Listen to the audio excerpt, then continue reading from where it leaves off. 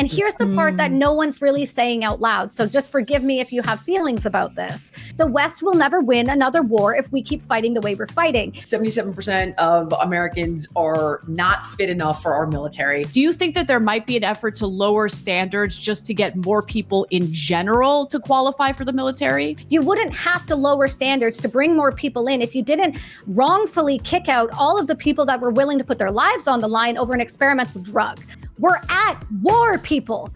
Do you not remember what that means? At this moment, there are no American troops or boots on the ground in Mexico. It's a little bit naive. There's for sure boots on the ground. They're just not the ones that you think they look like. This is an American company that Putin bombed after meeting with Trump in Alaska. Oh my God. This is not the action of someone who truly wants peace. This has been a proxy war between the United States and Russia. We can pretend like it's not true, but we are losing this proxy war. When you go to fight a war against a nation that doesn't fight by rules and respect people's ideologies, why are we supposed to? What the hell? What? I mean...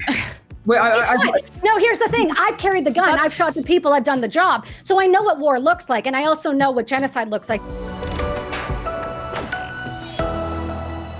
All right, everyone, welcome back to Her Take. Before we get started, please do us a huge favor. Subscribe, click that bell notification so you never miss a show.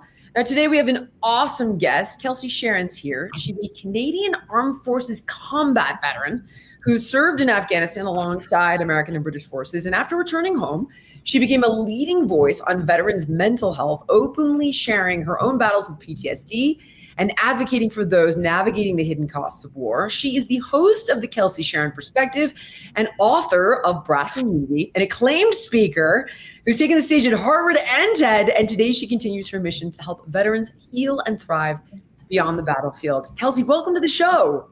Thank you so much for having me. It's so nice to be around some very powerful women for once. It's a heck of a bio, girl. I was like, wow, that's a lot to put in there. Literally read it. It's so long and impressive. Today, we are tackling, quite appropriately, women in combat. From fitness standards to pastors claiming women shouldn't even vote, the Pentagon is facing a bit of a culture war of its own. Mexico, Trump's plan to strike Mexican cartels could trigger chaos that boomerangs back on America. Venezuela, U.S. warships head south as Maduro cozies up to China. So are we walking into another Cold War here? Ukraine, weapons, pipelines, and a furious Trump. Ukraine's battlefield just got a whole lot more complicated. We're going to get into it. AI parasocial. People are falling in love with AI chatbots. Lindy, I know you've alluded to this before. We're going to dig in on this. Zuckerberg says it's the future. Psychologists say it's a problem. We didn't get to this one last week. We're going to tackle it today. BlackRock's Larry Fink takes over the World Economic Forum. I mean, what could go wrong? We're going to jump right in with combat. So the fight over women in combat is back, guys. It's in the spotlight. Defense Secretary Pete Hegseth has scrapped reduced standards, and he's ordering all combat roles to be held to a one sex-neutral bar, no exceptions. Now, supporters are saying this is true equality, right? Women should serve if they can meet the same high demands as men, but critics are arguing that this move is going to drastically shrink the number of women who qualify. And they're going to point to studies showing integrated units underperform compared to all male ones. So, Lindy, you got the lowdown on what's going on here. Take it away. Thank you, Jillian. Kelsi, I think this is actually the perfect topic for you. I'm really excited that you're here to discuss it. And as Jillian said, this has become a heated topic over the last couple months due to Secretary Pete Hegseth, who has been extremely vocal on this issue. He initially said years ago that he didn't want women in combat at all. I actually agree with his current stance in that we should not compromise our standards in order to incorporate women. So if women can reach those standards, then feel free to join. But I think that right now the Democrats under the Biden and Obama administrations made the mistake of favoring and prioritizing diversity and DEI over the military readiness of the U.S. Army. I think that should be our primary goal. But I do want to point out that women have had a history of being a part of our armed forces over the course of centuries. I mean, just remember Deborah Sampson during the Revolutionary War. And obviously, women also played a pivotal role in the first and Second World War. So whether or not they have a formal and institutionalized role, does not negate the fact that they played a fundamental role and contributed to the success of military victories throughout American history. So, Kelsi, I'd love to hear your take on this, but I'm definitely of the belief that if women can do the same thing as men, if they can, qualify and ace those tests, there should be nothing barring them from participating. Well, I'm excited to hear your perspective on that because you kind of nailed it, but let's take it a little bit of a step further. When you're talking about Pete Hegseth coming out and stating these things, he's not wrong. He's been right for a very long time. Of course, women have served in the military, whether that is in World War II, Vietnam, and otherwise, but you have to take a look at the roles that they were serving in. You're talking about the back end, the logistics, the nurses, the medics, and those types of professions. What he's worried about and what he has every single right to be concerned about, regardless of what the DEI fighters want to state, if you can't do the job, you should not be on the battlefield. And that's not because women shouldn't be fighting. That's because that is the actual reality. I'm 5 foot tall and 115 pounds on a good day. For me to go outside the wire, which I did several times with the British and the American military as the only female out there, if somebody gets shot in the head, pardon my aggression, somebody gets shot in the head, I'd like to know who's pulling him out of the battlefield. Because we do not leave people and we don't leave anything behind. And that situation happened to me several times in 2009 in the Pentagon district of Afghanistan. What I'll tell you is that I don't care what people think about it unless they've been in it. Your opinion doesn't matter unless you've experienced it. Sorry if that's aggressive, but that's the hard truth. You can say that women should be in the service, but if women can't do the amount of push-ups, the amount of pull-ups, the amount of ruck marches, the amount of weight, carried themselves, carried others for that matter, they have no place in the military. They are what we call a liability. And you have a choice as a female, become a liability or become an asset. And yes, you're going to have to do all of the stereotypical things that people say women shouldn't have to do, but you have to prove yourself. You have to be a different type of female. And the thing that is happening, not only in the Canadian military, as you see, but in the American military, the British and any other nation that is a NATO military, is you're seeing a softening of the requirements. And what happens with that is people get killed. This is not rocket science. It's pretty damn simple. You can't do the job, you don't get to join the service. Full stop. So I have so many questions. In a vacuum, I totally agree with everything that's just been said. I do not think the qualifications and the testing should be lessened in order to get more people to qualify, including women. I think that the standard should remain the same. But I also wonder about the bigger picture with the military, certainly in the United States, possibly in Canada as well, where there's a lot of difficulty recruiting because of how unhealthy Americans are. And so because of people being so when they lower the standards, do you think there's a possibility, and I genuinely don't know, I feel like you would know better than me. Do you think that there might be an effort to lower standards just to get more people in general to qualify for the military? Well, look what you guys just did. And again, I'm not well versed in America, so I can speak to the United States military. I served with the 101st. I served at FOB Ramrod. I served specifically as the only Canadian artilleryman supporting Americans. So what I can tell you is that the majority of people I served with didn't want women on the front lines anyway.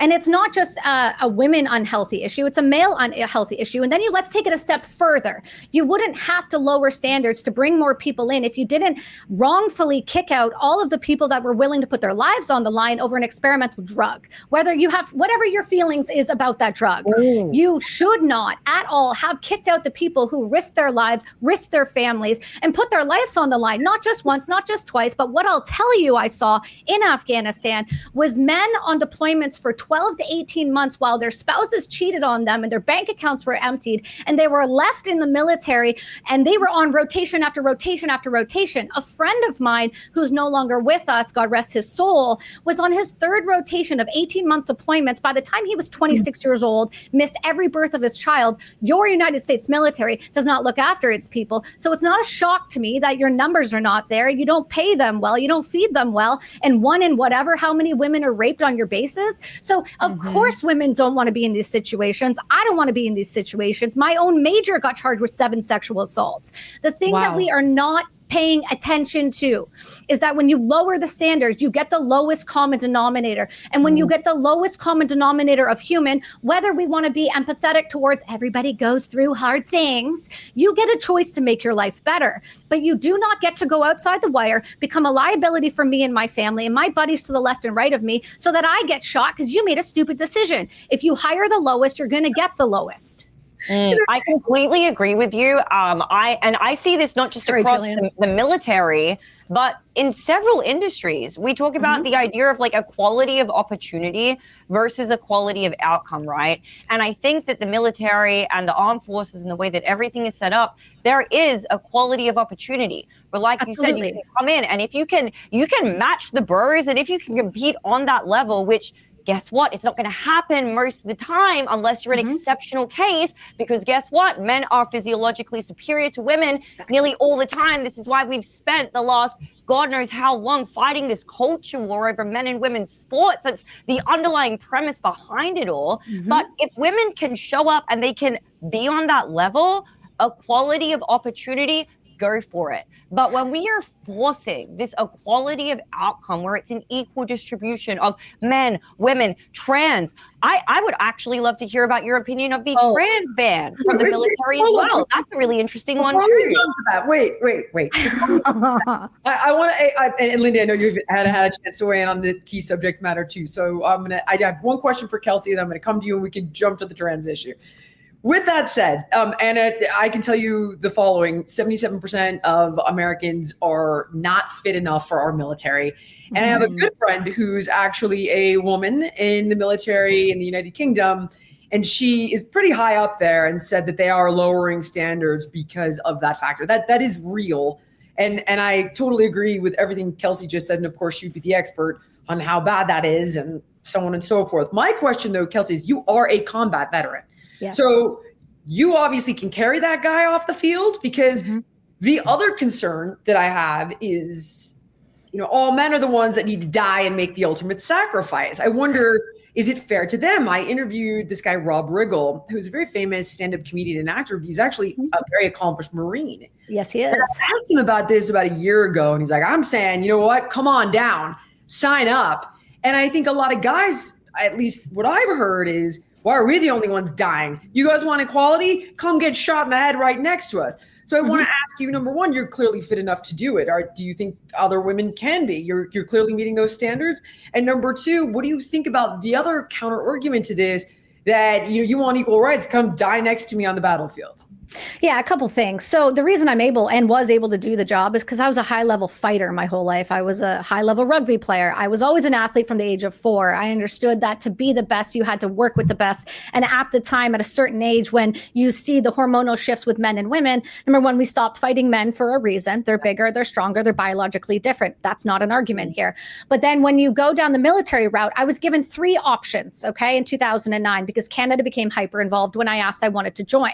They said, would you like infantry, artillery, or armored? First off, I didn't want to be in a tin can, although I was a perfect driver and size. Number 2, I wanted to be infantry, but they said I was too small to do the job. So instead, they slapped me on artillery with a 100-pound round that weighs more than me and goes upwards of 40 kilometers. So I had a decision to make. Do I want to be the best at my job and not allow my size and the fact that I was a female to stop me? I'm a different type of woman. And the women that I've served with that have actually made the standard are just like me. They're loud, they're aggressive, they don't take no for an answer, but I would be happy to go alongside of them. There are plenty of CST's cultural support team females who have Bronze Stars, Purple Hearts, and you will never hear their names. Why? Because they're not Navy SEALs and they don't write books. So the thing that you have to understand about females in the military is they are welcome. You want to come suck with us for a week out in the middle of nowhere carrying 100 pounds, getting shot at? All for it. But the problem is when and the reason we need to do this is when you wrongfully fire people, you're going to need more people. And here's the part that no one's really saying out loud. So just forgive me if you have feelings about this. If you want to keep fighting a nation or nations and or religion ideology, we don't have to say a specific one, but we all know which one. If you want to keep fighting them, unfortunately, fortunately, whichever one you want to go with, we have this thing called the Geneva Convention. And when you fall under the Geneva Convention. Men cannot touch women. Men cannot search women. Men cannot go near women or look at them. So what do? They exploit the Western ideology and the softness that we are, and they come in and they start putting men in niqabs and burqas and shooting people in the face and using children and strapping them with vests. So until we want to start actually fighting properly, because let's be honest, I said this on trigonometry and I'll happily say it again, the West will never win another war if we keep fighting the way we're fighting. We care too much about DEI. We care too much about whether women are on the battlefield. And we care too much about people's feelings, because I'll be very transparent with you. If we all had GoPros, the majority of us, during the war in Afghanistan and GWAT, every single one of you would be calling us genocide too. War's nasty, war's messy, and women are a part of it too. The only difference is we just don't highlight them because we don't have this weird obsession with special operators, because females are not often special operators. Kelsi, was the civilian death toll in Afghanistan 83%? Well, I'm just curious. Here's the thing about it. We actually weren't allowing them to use children as human shields then. We were calling them out on it. And we were not just stopping it. We also weren't feeding them or giving them water. Instead, we were allowing them to do what they did. And here's the thing. Women are just as violent over there as the men, as much as people want to pretend they're not.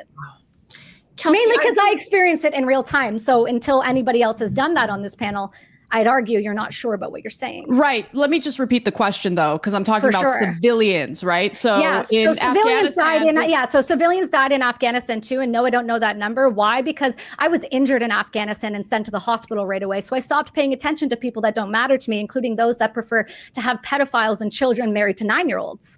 Jesus. Sorry. There's also these things called chai boys, but we don't want to acknowledge that that's a real thing too, right? What the hell? What? I mean... No, here's the thing. I've carried the gun. I've shot the people. I've done the job. So I know what war looks like. And I also know what genocide looks like because all of my staff were in Rwanda. All I'm saying to you is, look, if you have females doing the job, it's because we are catering to another ideology and respecting them. You have to understand that. Women aren't there on the front lines to go really support in firefights. You know that, right? We're actually there because my job was a female searcher. I was brought to Americans because Americans weren't qualified. Females were not qualified to do the job yet. So I was borrowed by the British 3rd Scott Battalion and borrowed by the 101st to go outside the wire to do 2 things. Are you ready? Not to go shoot bad dudes in the face, to go look after women and children. And who do you think attacked me the most? Women and children. So all I'm saying is my job as a female was to go cater to another ideology, to make sure that we followed a Geneva Convention so that they could turn around and then lay daisy chains to kill everybody else. So they got smart. So the real problem is the Geneva Convention? I'm just trying to understand your point. Well, Anna, this isn't real rocket science. It's not the Geneva Convention. It's that if you want to fight a war properly and actually win and not carry out 20 years and billions of dollars and trillions of dollars in Afghan and American lives, Canadian lives, British lives, that's not how you win a war. That's how you do things like, prop up the military industrial complex with human beings. Okay, so what in a perfect world, what would you want to see happen? How would the war in Afghanistan be fought in a way that you think is appropriate?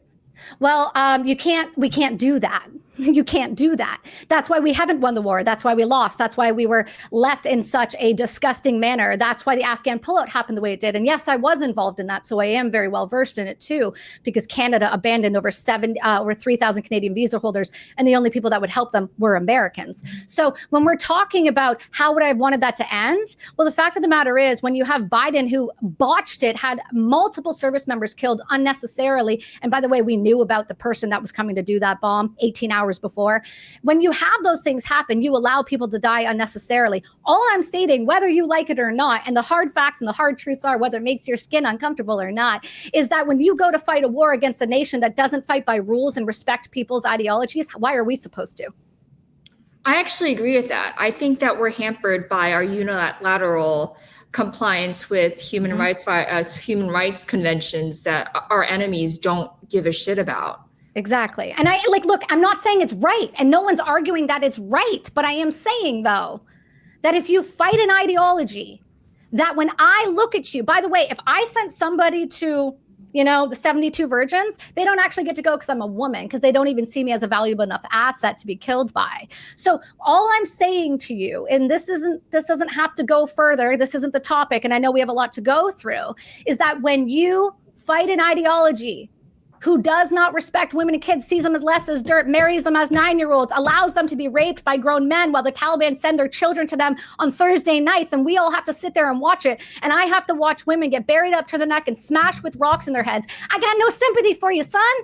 You started the war. You're going to get what we call, I don't know if we're 8 minutes in, the FAFO. So war is nasty. War is messy. And it's always going to be, whether people at home want to admit it or not. Also, just sidebar, the trans issue. Yeah, I don't want to be in a foxhole with a guy who's got emotional instability and has to stop to take his testosterone 12 times a day. And that when I misgender you, now I lose my entire career because I did not stand up to your fallacy or your mental health delusion.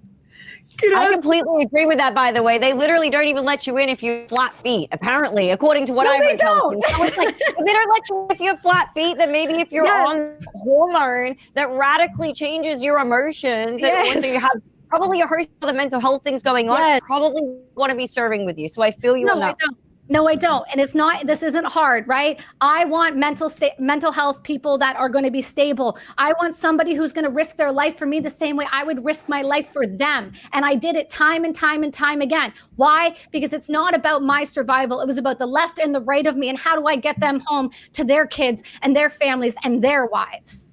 The only thing I would say about the trans issue, because I actually am, I think they should be able to be in the military. Now, this is going to be they're a liability, Jillian. I'm sorry. Okay, well, see, here's the thing. You have intimate first knowledge experience. Just hear me out on this piece. Okay. My issue with the trans agenda has to do with sex changes for kids, and that's health related. Absolutely. So let's table that one. Okay. Is transgender athletes in sports, they're still fitter and stronger, and the science. Absolutely. So let's table that one. Okay. When I look at this issue, here's what I see. I see all the really good, kind, loving trans people that I have known throughout my life. And I think if you want to sign up to die for our country, if you love our country that much, and we already can't recruit people to join the military, fit or unfit. Why? And let's just say I'm a woman who's very strong, very fit, but I'm also on testosterone. So I got to be like supercharged fit. I could probably carry that guy out of combat. Right. Then I'm like, why would you deny them the right to serve? Okay, I'll tell you why. Okay, so when I got into Afghanistan, I was put on 11 different psychoactive drugs. Okay, right away, after I got hurt. I was 19 years old. Yes. Okay. I was then sent back out to an artillery gun on those 11 psychoactive drugs. Here's what happens when somebody puts something in their system, because we're not allowed to take drugs. We're not allowed to be on medication, SSRIs or otherwise. Why? Because those change your system, change your brain, and they numb you out. And when you are not fully cognizant, that's how triggers get pulled in bad ways. And then you get situations like bad army guy accidentally shot civilian who was carrying a suicide vest. Well, yeah, he should have been shot. But the point is, anytime you are giving somebody something where they need to have it regularly, we know it changes the chemical makeup of the brain. Therefore, it changes the decision-making process and their ability. You become a liability.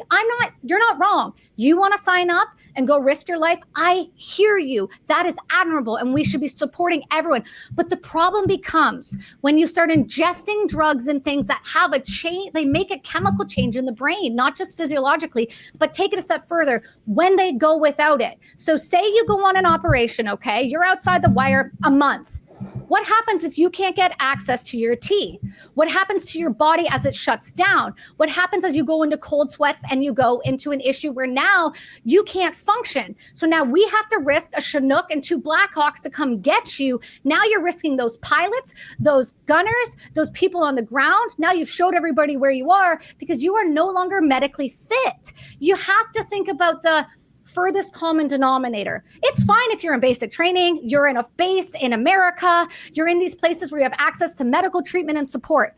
What happens when you've deployed to Afghanistan, to Syria, to Iraq, to anywhere, and now you can't get access to your medication? What happens to you? You're a body down, you cost us a lot of money, which by the way, your military already, you guys can't be spending anymore. It's just not, you can't.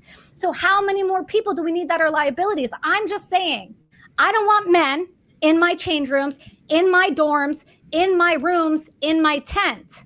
I had to deal with it my whole life. I don't want it anymore. And I especially don't want somebody who's mentally unwell, who does not know who they are fully, to then pick up a gun and go beside me? What happens one day if they just take too much or they're in a withdrawal and they decide, you know what, I don't like this anymore, I'm gonna take everyone else out with me? Does the military even give a damn about mental health in general when you have soldiers go on? Hold on, let me finish my question.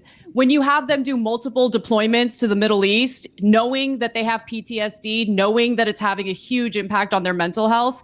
I mean, yeah, the point you're making about certain drugs or the necessity for certain drugs for mental health is a valid one. But I think the way soldiers were deployed multiple times without any concern about their mental health care or mental health state was obviously a big issue. And it continues to be an issue when it comes to those veterans who are still struggling with those mental health issues, including PTSD. Yeah, it's a pretty easy fix if the government stepped out of the way and we started allowing things like psychedelic assisted therapy, which has incredible results in not only PTSD, but long-term traumatic brain injury, as I have both of those. So what I'll tell you is that we could look after our militaries and we could support our service members, but that would require your government to get out of its own way and actually do the thing it said it would. Look after veterans, look after the first responders, look after those with PTSD issues instead of kicking us out over an experimental vaccine. Look, all I'm stating is that we could do better. We're choosing not to. Why? Well, I don't know. When I did my TED Talk after they banned it, because I stated that over 44 people were killing themselves every day, nobody seemed to care, nor did they believe that stat. But that's actually underreported. And it's underreported because when we don't look after people, it's a problem. But if you want longevity from your service members, the best way to start doing it is stop shooting them up with experimental vaccines. Stop telling them that they can't actually go and get psychedelic assisted therapy, which will heal them, allow their longevity in their service. But also stop starting wars on a lie and then sending young children at 19 years old to go fight your battles as rich men get wealthy. Oh, that I 100% agree with. And I just want to say a lot of the problems that you articulated aren't just isolated in the military. This is endemic across our economy, especially, the DEI. I actually frankly think it's a virus. It infects our academia, it infects our corporate world, our military, our government, the fact that they elevate racial traits over actual meritocracy, people who are actually qualified to hold these roles. And I think it undermines our power as an economic engine of the world, because you better believe that the countries in Asia, they're not doing it. They don't give a damn about DEI. They just care about the highest test scores, the highest performers, the people who can do the job and perform the best under excruciating circumstances. But frankly, I think we care too much about feelings and all this stuff, and it undermines our readiness. Well, and it doesn't just undermine the readiness. I know you want to move on, Jillian, so I'll try to. I know. I get in trouble because I get so. I know. Conversations personally, or producers like, Jill, move on. I know. I'm sorry, guys. Just give me 2 seconds. Please, you're the guest. So Lindy, the one thing I will agree with you on that. That's what happens. You guys can see a perfect example is, our ex-dictator Trudeau putting tampons in the men's bathrooms and allowing for rainbow beards. Tim Walz did that. Oh, I know. Well, we don't acknowledge him. Yeah, we don't acknowledge him because he also allows, the Islamic prayer to be played 5 times a day, and in Minnesota, now in New York. So can you imagine being a combat veteran who lost everybody in their lives, their left and right friends, and now they have to go hear that bullshit that we used to hear overseas? That's totally fine though, right? Because it makes others feel good about their feelies. Well, those people can go back to where they came from because I'm not really here for it anymore. But what I was going to say about the DEI thing, Lindy, you're exactly right. You are signaling America, Canada, all these people, the reason why they're being run, the reason why they're being overrun, all of these things, and people are dropping out of the military is because you guys are signaling to the rest of the world that we care more about your safe spaces and your feelies than we do winning a war. We're at war, people. Do you not remember what that means? It means people die in vicious ways. People starve to death. People get their heads blown off. People step on an IED and explode into pieces that I have to then put in my pockets to bring back to their mom so they have something. Do we not understand what you're asking these 19-year-olds to go do? Because I was 19. And then you have people like CBC, the audacity of our propaganda media, saying that we're racist now because we want all white people to go and fight our wars. Well, what do you think Canada and America and the majority are made up of when they actually founded these nations? White people. Sorry. Actually, I gotta move on. Lindy, we gotta move on. Go, move. I love that Pete. One of the reasons I caught so much flack for supporting Pete Hegseth during the nomination process, one of the things that I supported him for was his emphasis on lethality over diversity. Like, enough of the fluff. Let's just make sure that the U.S. Army, the U.S. military is the most lethal force on the face of the planet. Yes, and then people will stop steamrolling. That's how it works. All right, well, I think we've said a lot there. I've definitely shifted a position or two. Moving on to Mexico, the Trump administration is preparing for something that could literally upend our relationship with Mexico, potentially engaging in military strikes against drug cartels inside of Mexico. Anna? Yeah, so basically, Trump is using the military in different ways to essentially coerce other countries to play ball with him. Venezuela is one, Mexico is another. So he secretly signed a directive to the Pentagon to begin using military force against Latin American drug cartels, he alleges, in multiple countries, including Mexico. And I want to just be clear about something. There are certain laws that really limit how far Trump can go in regard to like boots on the ground. You know, declaring these drug cartels terrorist organizations is one way in which he tried to kind of loosen those restrictions. But I want to be clear, at this moment, there are no American troops or boots on the ground in Mexico. We do have members of the CIA, like the intelligence community, kind of keeping tabs on things. And so let me give you the details about what's going on so far. So again, he deemed drug cartels terrorist organizations. Trump's decision to designate cartels as terrorist organizations provides the U.S. law enforcement and military more legal tools to go after cartels and others who are affiliated with them. So in April, Trump proposed that Mexico allow the U.S. military to fight drug cartels on its soil. Mexico's president, Claudia Sheinbaum, rejected the idea flatly, which is why he declared the cartels terrorist organizations.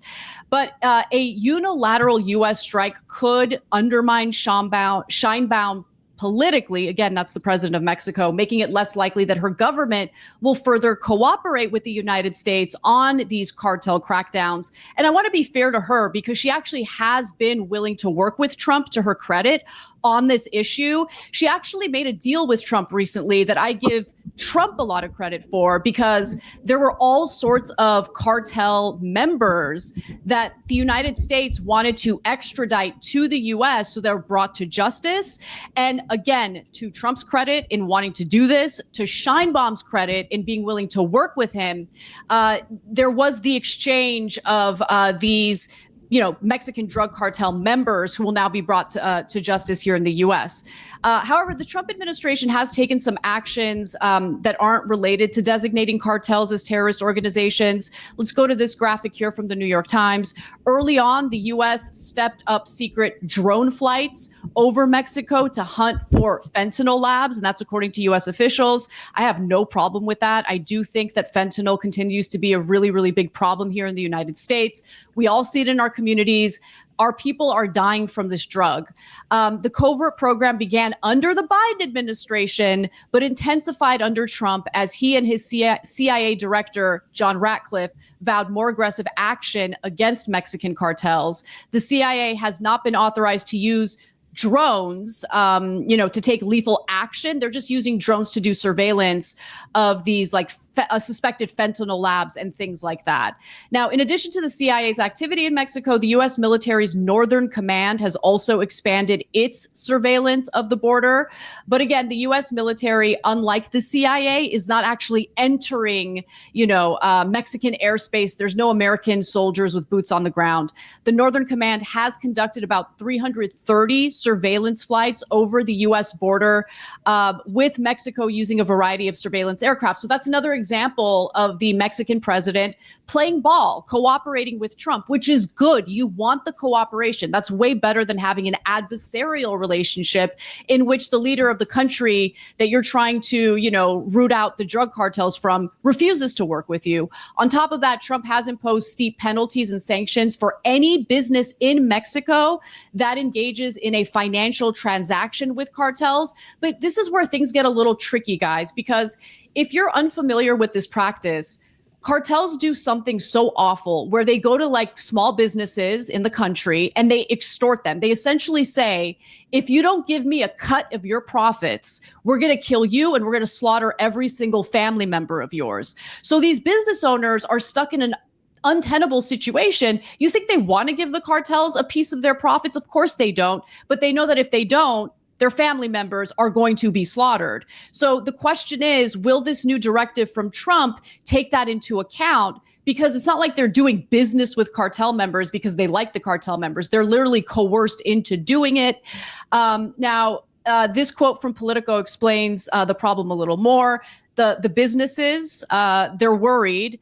So this is from a top business chamber official who spoke to Politico, said, let's say they have one of their workers get kidnapped and they have to negotiate in a way that touches organized crime. Now they're susceptible to the sanctions that Trump is talking about. So I hope he kind of like rethinks this, or at least has some exceptions when it comes to the people who have been, extorted by these cartels. And just going back to what I was saying earlier about the cartel members that Mexico extradited to the United States. So again, Trump really did accomplish something important here. He got Mexico to send over 26 cartel members, so they will be brought to justice. They're wanted for some heinous crimes, targeting U.S. officials. They even killed a Los Angeles sheriff's deputy back in the 1980s, and there was never any justice for that. So I'm really happy to hear that Sheinbaum returned that scumbag so he can, face the consequences.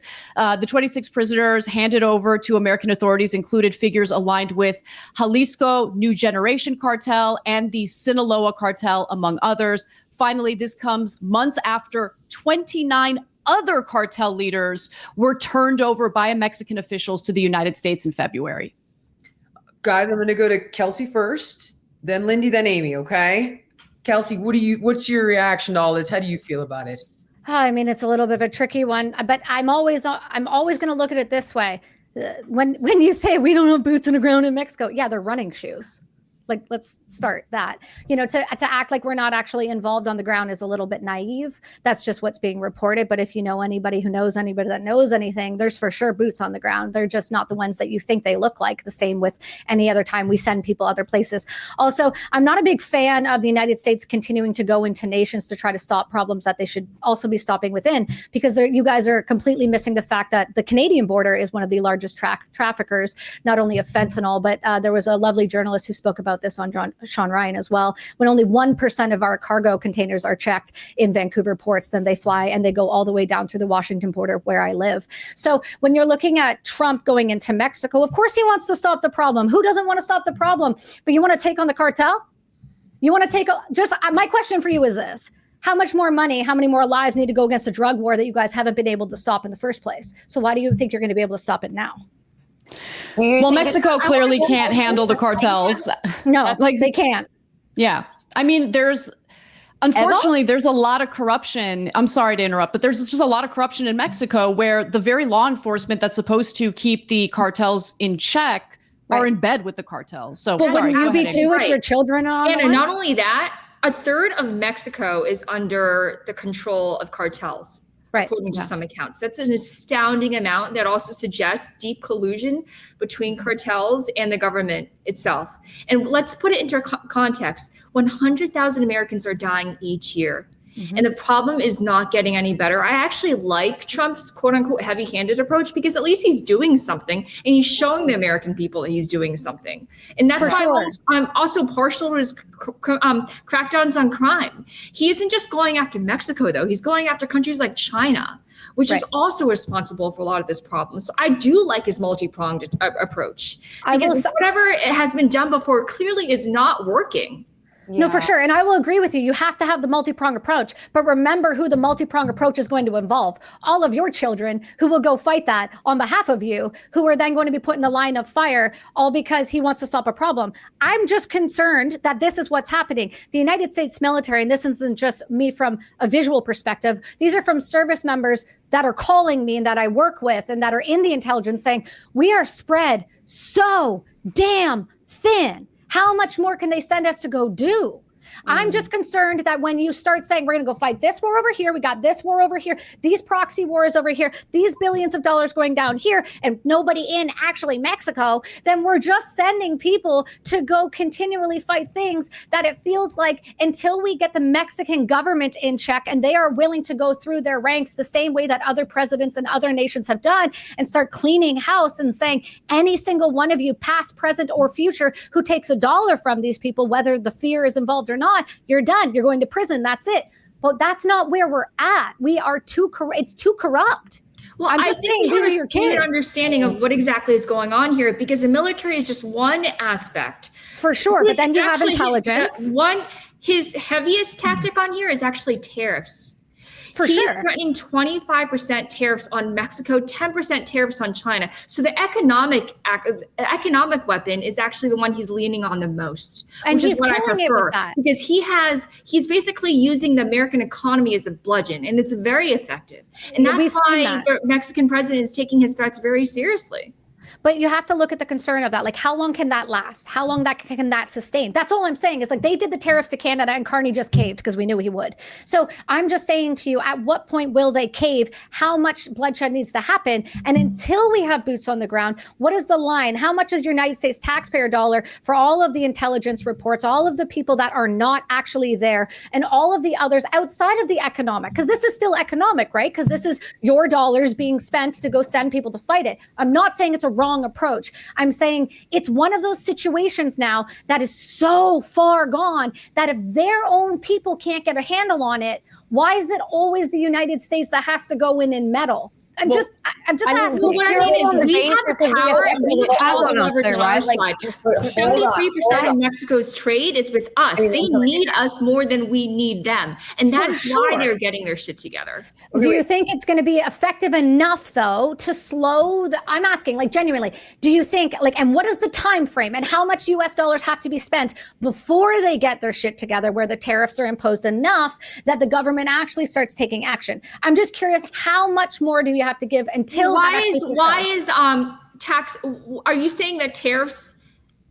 This isn't government funded. Tariffs are an internal tax on consumers. No, I understand that. But what I'm saying to you is, as you are working with them and they're tariffing the country, right? And that's causing them to then move differently. I'm saying, how much US tax dollars that people are paying into have to go towards intelligence, military, because it's, there's still planes in the sky. That's still your money going into fuel. That's still people doing stuff on the outside of Mexico, surveilling, and people that are still being paid. I'm just wondering, outside of the tariffs, because it still does affect your economy, because you're putting the money out to go do the surveillance, to go put the threats out, outside of the tariffs, how much? Where's the line? Where's the dollar line? I'm just saying that the tariff policy can actually continue indefinitely. Oh, that's great then. But how much until people actually start taking him seriously enough where they go up against the cartels? The cartels that take all of the government officials and threaten to burn their children alive. Like, who are they really? Do we really think that they're going to accept that? The fact that they allowed the United States government to basically take 26 cartel members, I think that's a strong indication that they're already quaking in their boots and they're taking Trump very seriously. They may be, but what about the standard person that has to go knock on the door in the mask with their children on the line? I'm saying, how many more of them are they going to be able to convince, while the cartels say, if you go work with them, that we're going to kill your families? Like, how? Because this is not just like a tariff situation. This is not just spending US dollars. Now you're talking about the human toll in Mexico, right? This isn't just us going there. This is, now you have to defeat an entire ideology and a lineage that has based fear into its people, that you never ever cave or the cartel will kill you. So what is the line and how long? Because we were told that, Ukraine would only be this long.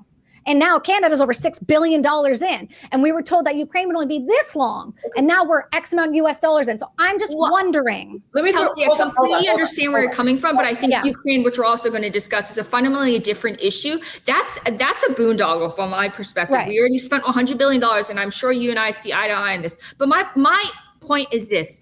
I don't think this is going to be a situation where the American taxpayer is mired in Mexico, because right now we are applying pressure on the Mexican government to get their shit together. We don't want to be funding this indefinitely. We want to hold their feet to the fire and say, hey, your economy is 73% dependent on ours. You need us right now. We can continue tariffs indefinitely. Clearly, the stock market doesn't care anymore. It's baked in.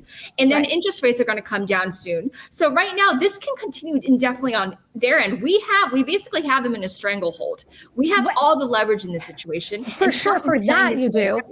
But the cartel has the stranglehold on the entire country and everybody in it. So all I'm saying is tariffs are one piece of the puzzle that affect the government and affect people that are running the country and that affect those that are making money from the businesses. But are you really thinking that you're going to beat the Sinaloa cartel, who has had a stranglehold on generation after generation? My point is that these economic measures, I want to give Amy a chance to talk. Sorry. Okay. So it's okay. Hey, they're already on my thing is, Amy, go for it. I'm probably the least adept on this topic, honestly. But my whole thing is, you're saying basically the impression I'm getting is this is more trouble than it's worth. What is the difference between the last, 2 decades that we spent sending soldiers out to the desert to fight, ISIS and Al Qaeda? What is the difference between those two things? How come that is justifiable and sending our troops to deal with this is what I'm understanding from you? And I'm sorry if I'm misrepresenting your point, but it sounds like you're saying it's more trouble than it's worth. It's too corrupt. It's just not possible. Yeah, you are misunderstanding. I never once said that the Afghanistan or GWAT war was any way justifiable at all. No, I'm not saying you said that. What I was saying is, it seems like your point about Mexico is it's more trouble than it's worth. And what I was saying, it's not that it's more trouble than it's worth. I'm just trying to understand the combat, because every single thing that we're talking about today comes down to versions of ideology and belief sets and fear. Right? So I'm saying we can strangle them with tariffs, which is the right move. They did it to Canada. Canada caved immediately. And that is the right move for the United States economy. It's brilliant and you need to be doing it. But if we're going to take a look at Mexico, then you need to take a look at Canada, where it's coming from above you, your hat that's on fire and burning down on top of you. I'm just saying this isn't just a Mexico corruption issue. You have a corruption in multiple places above and below you. And with the United States, I believe they're doing the right thing. If I could have, I would have voted for Donald Trump. I believe in his policies and I believe in his heavy-handedness. It's why Taiwan hasn't popped. It's why so many things haven't gone awry, because he is that way. I am genuinely concerned that, as much as you say, well, we're not boots on the ground, it's not a lot of money, there's still a lot of money being invested into this. No, I didn't say that there isn't a lot of money. I said nothing about money whatsoever. I'm saying there's no. About you, Anna. I was talking about Lindy. There's no military boots on the ground that we know of. Could no traditional military boots on the ground for sure, but you still have intelligence. We have CIA reports on the ground there, right? That still costs the American taxpayer money. I'm just saying, you're assuming that it wouldn't be there anyway. We've had a century of having people on the ground throughout Central America. Actually, the CIA, they're notorious for meddling in Latin America. I do want to say it would be a dereliction of duty for us to have this discussion without talking about immigration, because a huge impetus for Trump's actions right now is also immigration and all the legal aliens flowing into the country. He's also trying to stymie that. And I agree with that. Well, a lot of just governing is not just doing, it's showing and demonstrating to the American people that he's trying. Under the Biden administration, he was basically asleep. So for all his flaws, I love what Trump is doing. I agree with you. I'm just asking the question, where's the line and what does it look like? What does success look like? Because when you go to war without goals and you go to these places and you threaten to invade and do these things, what's the line? We're not doing any of that. We're just doing tariffs. Hold on. I've actually had some pretty good conversations with experts in this category, like Brandon Judd, who used to be in charge of Border Patrol. For some reason, Dr. Phil and Anthony Robbins are also very intimately involved, and I've interviewed them each for a couple of hours on the subject matter. And I've spoken to Bill O'Reilly in depth on this topic, and he's one of the key people that was pushing Trump to label the cartels terrorist organizations because of the resources it opens up to us. Why do it? Well, 100,000 people a year die of fentanyl deaths here in America. And you are absolutely right, Kelsi. In fact, more flow from the northern border. It's our biggest stretch of open border. But it's not just Mexico that he wants to go after them. So there's a bit of conflation here with regard to people thinking it's just Mexico. Well, the majority of China owns Vancouver. So we know it's China. China is a big proponent of Canada and what's flowing in. So if you're going to look at one, you got to look at the other because they're both feeding each other. That's what I'm absolutely. Saying. But the cartels are working with China. 100%. Okay. So what he wants to essentially do, and you also have, they're literally running the border as a multi-billion-dollar business. And in fact, it's not just fentanyl where they're making most of their money. But I want to put this one thing in perspective. You lose 100,000 Americans to fentanyl deaths in a year. We lost 20,000 roughly. I just looked it up in the whole entire conflict war in Afghanistan. Right. And I will say that whatever he's doing is working because we've seen statistically a drop in fentanyl deaths. So there is some progress there that's quantifiable. And I appreciate everything you've been through, only for us to hand Afghanistan back to the Taliban. I'm simply suggesting I think this scenario might be a little bit different. Where the cartels make their most money is, in fact, in human trafficking. Trafficking, yes, and they are, and we're one of the worst. We're the worst in the globe. Canada is one of the huge, massive human traffickers. I'm not comparing them. I'm asking the question. Right. Which we should have asked during GWA. And this is called learned experience so that we don't do it again. Where's the line? What's the amount that we can get it down to? How long do we think it's going to take that? What's the end goal? Is it 0% of fentanyl? Because if it's zero, this is going to be a long time. If it's, we want to get the fentanyl numbers down. And then if we're talking about the fentanyl crisis in America, and we're saying this because I live not far from the worst opioid epidemic in the globe right now on the east side of Vancouver. So the part we need to look at is, yes, we have to combat these people. Of course they're terrorists. They've been terrorists for a long time. It's just somebody finally had the balls to say it out loud and get them designated. So that's great. But the next question is, yes, that's good. We're going to say we're going to lower the numbers. We want X amount to come through. We know we can't fully combat it all the way. So what's the number? What is the number that we're going to accept? And if it's zero, then you can't tell me this is going to be an easy, slow thing to stop. And if in combination with that, we're going to put all this money into going fighting the cartel, why don't we start putting some money, some resources, and some support into the people that are addicted to the fentanyl and start fixing the problem within the country as well. Yes. That final point was really important. Really important. Immigration is also on the table. Oh, immigration is a disaster. You're not wrong. Right, but he's using the tariffs not just to combat fentanyl, but also to stem the flow of migrants flowing across the border. Oh, it's brilliant. He's juggling a lot of different things at this point. Right. It's not just the fentanyl. Frankly, in my mind, he cares more about immigration because that's what he primarily ran on. Right. And so now he's trying to he's trying to induce Mexico to cooperate more and to take people back. And I agree with that. Policy remain in Mexico policy. And that's the right move. I'm just wondering again, and I'm just asking the question. I'm not making a statement. I'm just asking the question because you're right, Jillian. It's not Afghanistan. Also, I don't care. We knew that was going to happen after Biden decided to pull out that way. We knew what was about to roll. We all knew it. So I don't have feelings about that. This is very separate. I'm just asking the question. What is the end goal? What is the number of illegal immigrants we're going to allow in? Drug flow we're going to allow in while tariffing. And if there isn't a number, that's okay. But we should know what the ultimate line is so that when we hit it, we can say XYZ was a success. And then your voters are obviously going to want to continue that behavior. And then why aren't we looking at, sure, it's here. That's here. We can't do anything. The fact that it's here. What's already here is here. So now how do we take some of that funds and start genuinely supporting people with psychedelic assisted therapies, supporting them and getting them back on their feet and showing them that that period of their time in their life doesn't have to be the end of their story and the definable moment of their life. All right. I think we've covered this one into the ground. Do we have any final thoughts? I'm going to move on to Venezuela right now. None. Very good questions, and you make very good points, Kelsi. Moving. It's okay if they're not. This is just my opinion. No, you are. I'm thinking each one of these could have been a show, which is somewhat frustrating because we have a lot more to get to. No, you're fantastic. I appreciate your contribution, and you're giving us all a lot to think about, which is exactly why we wanted you on. Moving on to South America, we're apparently sending warships off the coast of Venezuela. Yes. Okay, Anna. This I think is not great. So let's go over what is happening with Venezuela. So In a major escalation by the Trump administration, Trump has decided to deploy U.S. warships near the coast of Venezuela. Now, before I go any further, I just have to give you a little more context, because during Trump's first term, one of the things that he tried to do multiple times but failed at was essentially overthrow the leader of Venezuela, Nicolás Maduro, and install a preferred leader of Venezuela, Juan Guaido. Now, that didn't work. And so I think that that's part of the reason why Trump is doing what he's doing, but there's more to it than that. So while President Trump claims he's doing this to stop the flow of drugs to the United States, that might actually just be a cover story. Watch this video. The Trump administration is cracking down on drug cartels at sea.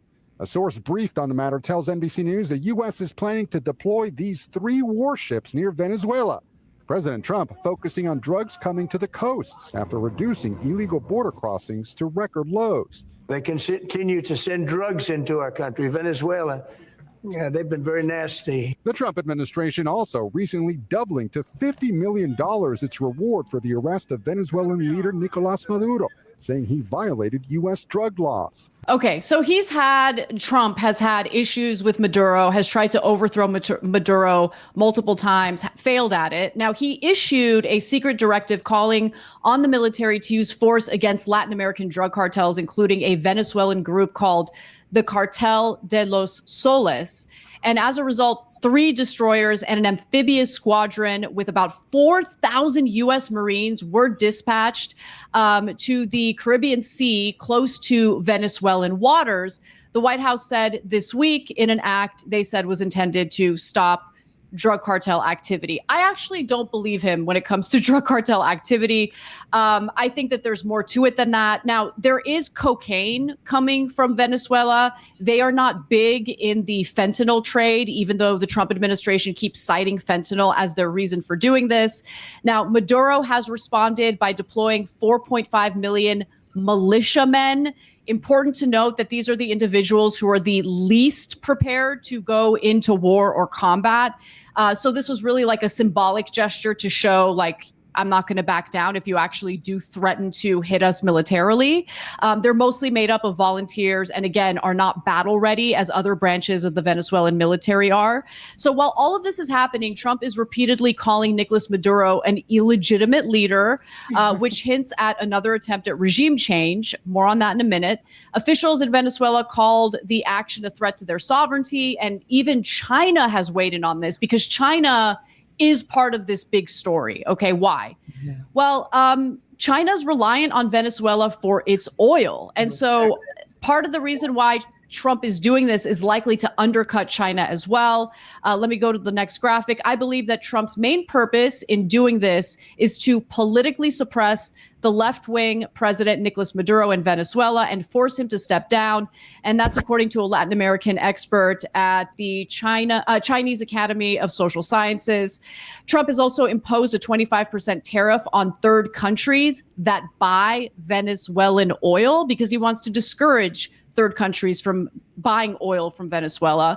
The U.S. had stopped importing oil from Venezuela between 2019 to 2023. But interestingly enough, they actually started importing again due to rising oil prices on the global market. So as far as I know, and I looked into this, the U.S. is still, like importing oil from Venezuela, which is kind of hilarious given how adversarial our relationship at the moment is with Venezuela. American energy multinational Chevron has been reauthorized to operate there as Trump hopes to increase fossil fuel usage at home. Venezuela shipped 4.1 million barrels of oil to the United States in May. So we're relying on their oil while Trump is threatening other countries with 25% tariffs if they import oil from Venezuela.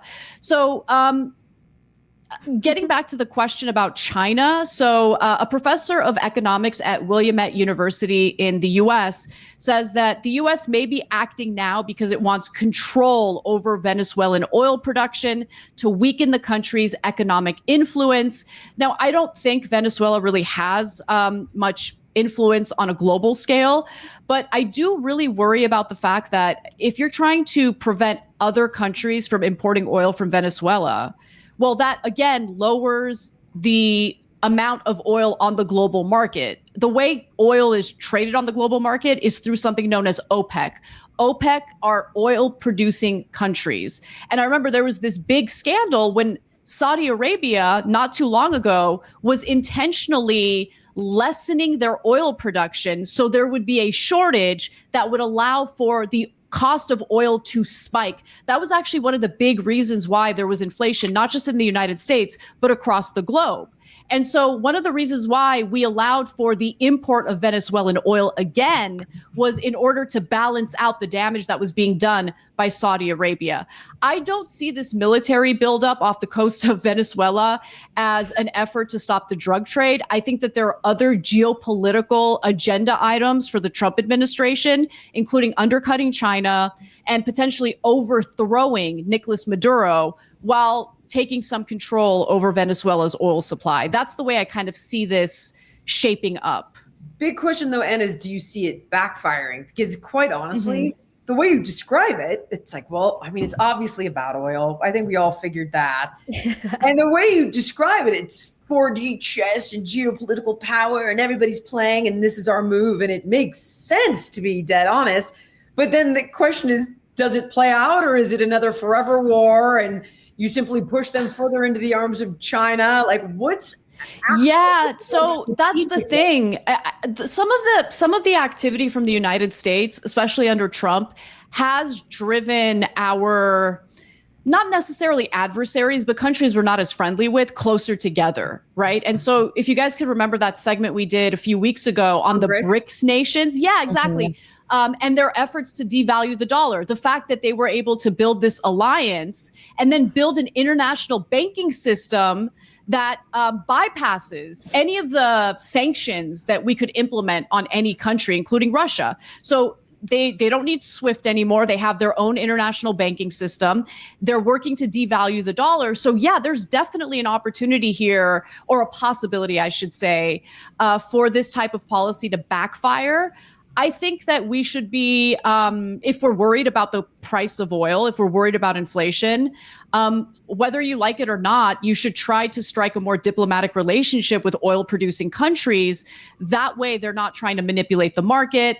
You shouldn't try to prevent Venezuela from exporting oil to other countries, because when you do that, those other countries are going to look for oil elsewhere on the international market, and it limits the supply. It makes the cost of energy go up significantly. So I am worried about that, and I think that is a possibility here. And that's a really interesting point. And I do want to put it into extremely important context, because you mentioned BRICS.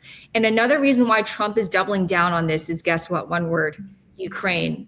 Because Venezuela has very close ties with Russia, and Venezuela is Russia's foothold in South America. So that's something that we cannot overlook. Trump is now placing secondary tariffs on countries like China and India and Venezuela in order to hold Putin's feet to the fire. And that's the kind of thing, that's the kind of economic measure that J.D. Vance cited on Meet the Press yesterday when he said he was going to tighten the screws if Putin isn't serious about coming to the table in peace. So I think this is part of a larger chessboard, and it's not just about fentanyl or cocaine or immigration, even though a huge part of that is, and that's why we saw 238 Venezuelan nationals deported from the United States just last month. This is definitely about those domestic issues, but it's also about these geopolitical factors. He's trying to pressure Russia.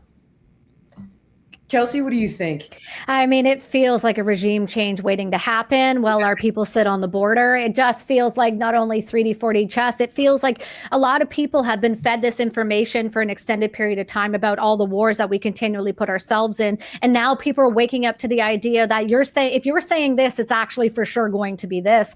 And it's not a drug issue. This has always been about oil. I do struggle, though, when Trump does things like this, where he says, you can't do this, but we can do this. He wants his cake and he wants to eat it too. That kind of rubs me the wrong way. Again, this comes down to whether, like you said, Lindy, there's tariffs for sure. But now tell me, how much does it cost to run a United States Navy ship and all the people on it, and how many and how long? So I'm just wondering, how many more do we have to give? How much more do we have to give over a lie that is over oil. It's nothing to do with drugs. Drugs have always been the issue, but the bigger problem we're going to see here is you're right, is the continued push into Russia. You are sending Venezuela right into the arms of Putin and right into the arms of China, which will only end up striking them. And to take it further, other Latin American leaders have spoken out against this, whether it's Brazil or Mexico as well. They feel it is a threat. And when you start using the words, especially from a president like Trump saying illegitimate government, all that screams to me is we are about to wipe you out and put in a new regime. One that will play ball with us, play ball with Russia and with China, but in a way that we dictate the rules and the way that we want the oil to be sent. And we want a piece of it. Kelsi, you said something really interesting about how when America does it, it's fine, but no one else can do it. Well, that goes back to thousands of years of history. Do you guys remember the Melian dialogue, which basically says might makes right? If you're strong, you can do it. If you're weak, you can't. And that's 100%. Just the way that American hegemony has been for the 250 years that we've been in existence. We don't care. Right. Because my question that's just a realpolitik way of doing things. For sure. Here's the thing. Well, you have bad guys out there. China, not awesome. Russia, not awesome. Not awesome. If this is the game that we're playing to try to maintain dominance over them, I don't have a problem with the motive, believe it or not. I'm simply questioning the strategy. And It's like, Anna, you bring up it could go very far south. Kelsi, you bring up it could go very far south. That's the part that worries me a little bit. And mine's far greater than mine. God willing, I've had far more experience in playing these kinds of reindeer games. Hopefully know what they're doing, because it certainly does smack of regime change. And we all have seen where that goes, and the answer's effing nowhere. Right. Amy, what do you think?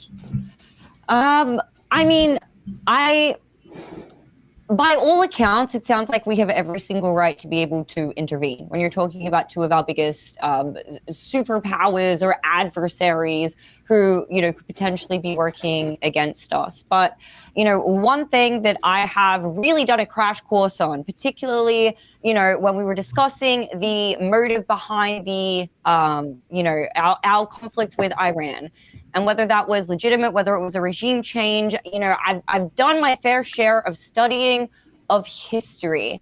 And one thing that I've noticed is that usually when they are going for a regime change, they're pretty good at making it look like it's for very, very legitimate reasons. And in fact, oftentimes it is for very, very legitimate reasons.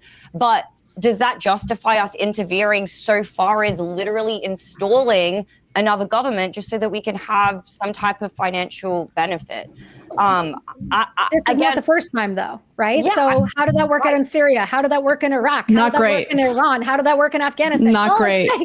Not great. I completely agree with just the want fact to see that one time. regime changes are a terrible idea. In fact, this is one of my favorite books, and it's all about all the clusterfucks that we got into by It's a great book. Exactly, change regimes. Read it. It's just basically the CIA is a complete clusterfuck. They create more problems than they actually solve. I just have All right, let's get to our next topic. And I just asked, Anna, what'd you say? Let's get to our next topic because we've got limited time. I want to get one more in. Oh, we get one more, and I have a feeling that this was going to be equally as heated, and it has to do with us still arming Ukraine. But it looks a little bit different this time. Military aid has resumed, but NATO allies are now buying American weapons. I think that's better. I mean, Trump's message is blunt. He literally said, we'll send the weapons, but they're going to pay for them, and it's a shift from Biden-era funding. So, Lindy, what's the latest on this? Connor, can we throw up the picture of everyone sitting around Trump's Resolute desk?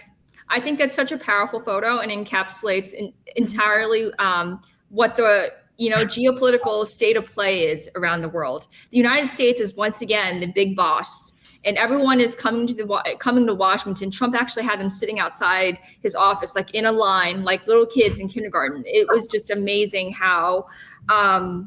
People are really taking him seriously. It's hard for me to imagine the same scene with Biden. And I just want to say that right now, Russia is winning the war. They are. They control about 20% of Ukraine. And one thing that people are really upset about is that Trump went into Alaska really keen on ironing out a ceasefire, but he left Anchorage saying that he wanted a peace agreement instead. And why is that significant? Because A peace agreement takes a lot of time to negotiate, during which time tens of thousands, perhaps hundreds of thousands of Ukrainians and even Russians will continue to die. And I just want to say something that completely actually startled me and showed me again that Putin is not a good player. He is not our friend. After Alaska, Connor, can you show the images of the American factory they bombed, please? This is an American company that Putin bombed after meeting with Trump in Alaska. Oh my God. It was one of the largest aerial attacks of the war. This is not the action of someone who truly wants peace. And so I feel like, I mean, guys, like Putin can, be chummy with Trump on the red carpet. They can shake hands all they want, but you cannot forget that this guy does not hold America's interests at heart. No, of course not. No. Why would he? Why would he though? It's not his nation to care about. But listen, this is really simple. And this applies to every single subject, ideology, individual that we have been speaking about today. When the enemy shows you who they are the first time, why don't y'all listen? Yeah. I think the hope was that there were off-ramps, right? We didn't take them. And I think Trump felt like he had a decent enough relationship with Putin that he could use diplomacy first.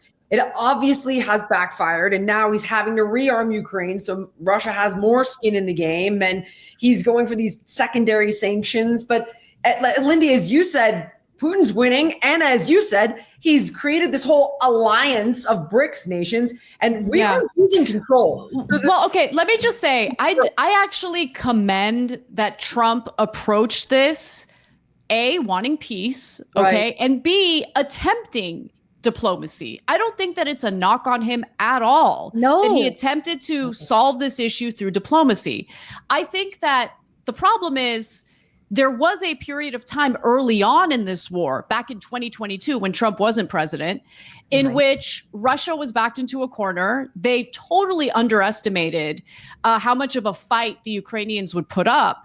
And so at that moment, Putin was way more open to peace negotiations. However, he ramped up the war and was basically able to take more territory in Ukraine. To Lindy's point, Russia now has controlled 20% of Ukrainian territory, and he really doesn't have an incentive to stop. You get what I'm saying? No, so that's absolutely right. Going back to what Trump said to Zelensky. Hold on. Let me just finish my point. Going back to what Trump said to Zelensky in that now infamous, White House or Oval Office meeting, when he's like, "You have no cards. You have no cards." Fact of the matter is, right now, the United States really has no cards in getting Russia to stop. Exactly. That's exactly what I want to say to you guys is, what would you do?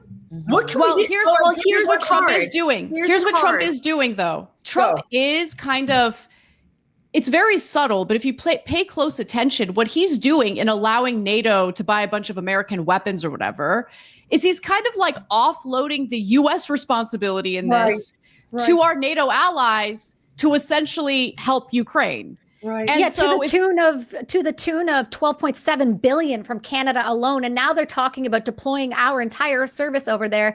And they have we've sent every artillery gun we have, every piece of weaponry we have. Wow. And now we are sending, and they just pledged yesterday, because Carney was not welcome at that meeting. They replaced him with an actual tree you can see in a photo. I don't know if you guys can find it. When they lined up, he actually was replaced with a tree because he was not welcome, because he's not taken seriously enough. So Trump is going to offload, which is the smart move to do. Although there are United States service members who are either not in anymore, but they're definitely over in Ukraine, because I get those videos often. Right, but and they're launching the missiles and all that stuff. No, they're not just doing that, sweetheart.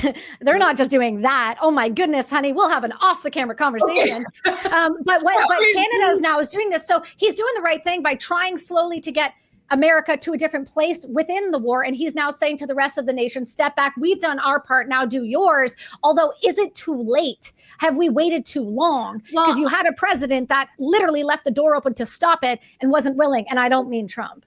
Yeah. Right. I do want to say, though, we do have a card. We do have a card. And that's a fact that Russia is now spending 6.3% of their gross domestic product on their war, which is an unsustainable rate. They have a 9.9% inflation. Their economy is crumbling. Okay. The downside is that Vladimir Putin doesn't give a shit about his people. He can keep the war machine going indefinitely in his view. He doesn't care if his people are suffering, as long as that oligarchs and his aristocracy are happy and loyal to him. He really doesn't care about the vast But how long do you think? My point is, though, that they are hurting right now. The sanctions are working, and that's why Trump is going after the secondary sanctions, because the secondary sanctions on India and China are absolutely critical. If those can go through, Russia will be crippled. You think that's going to work? No, I know that's the case because they are the ones propping up the Russian I'm going to do it. And Putin was like, he didn't care at all. That's well, the secondary sanctions have to do with Russian oil, right? Right. So think about that in the broader context, though. Right. Going back to Venezuela. Man, prices are going to go up so much. Because think about it, there's Venezuela, right, where he's implementing 25% sanctions on any third country importing oil from Venezuela. He's doing these secondary sanctions as it pertains to Russian oil, thus limiting the global supply of oil. You know how I feel about that. I probably you could just do a deal with Canada because we have all the oil and we're just not allowed to export it to you. So you can let everyone else probably have it. Oh yeah, Alberta's full. We have it. We just can't give it to you because we're not allowed. But Lindy, my question seriously is, how long do you think that Russia could sustain that? Whether that's with the tariffs now, but how long do you think they could sustain this before they completely go into a back in the corner? Okay, we'll come to the table and maybe go through the peace talks. Well, according to JD Vance, it's not going to take very long because they're going to tighten up the economic screws. Trump gave him 50 days to come to the table to get serious about peace. Clearly, he wasn't serious. Trump repeats that anecdote over and over again. He's like, oh, I had a nice conversation with Vladimir today. And he goes home to Melania. Melania's like, really? He just bombed another hospital. Right. Yeah, exactly. Right. So, like, I love that Trump is not dilly-dallying like Biden was. Biden and Antony Blinken and Jake Sullivan, they basically took their sweet time. It's been 3 years, 3.5 years, and things have gotten progressively worse. And I do want to say, whether or not we want to admit it, this has been a proxy war between the United States and Russia. We can pretend like it's not true, but we are losing this proxy war. It's time to bring it to an end and to make sure that Russia cannot move into other European countries, because we have to make sure that people understand that you cannot take territory by force. Final thoughts. Nope, everyone's okay. Again, we're just waiting to see how this one plays out. More to come, more to talk about in the future. Kelsi, thank you so much for joining us. Please tell everybody where they can get more from you. Thank you so much for having me. I know it was an intense conversation you probably weren't expecting, but you guys can find me everywhere on any social platform under Kelsi Sheren, or at my website, kelsisheren.ca, or you can, .com, or you can find Brass and Unity, which supports all veterans, first responders all across the globe through our Buddy Check suicide prevention program and what we do to help others. Anna. You can find me on Minect at Anna Kasparian. You can also follow me on social media, also Anna Kasparian. Substack, Kasparian.substack.com, where you can find some of my work, and youtube.com/theyoungturks, where you can catch me on my daily show. Lindy. I'm Lindy Li on Minect and social media. Thanks, guys. Ames. Amy Dangerfield on Minect. Text me, FaceTime me. You guys can also catch my show, Dangerous Conversations, on YouTube. And I am Amy Dangerfield across every platform. Guys, thanks so much for tuning in. Please be sure to like, comment, share, and subscribe. It helps us out a ton with the algorithm, and we really appreciate it. We'll see you next time.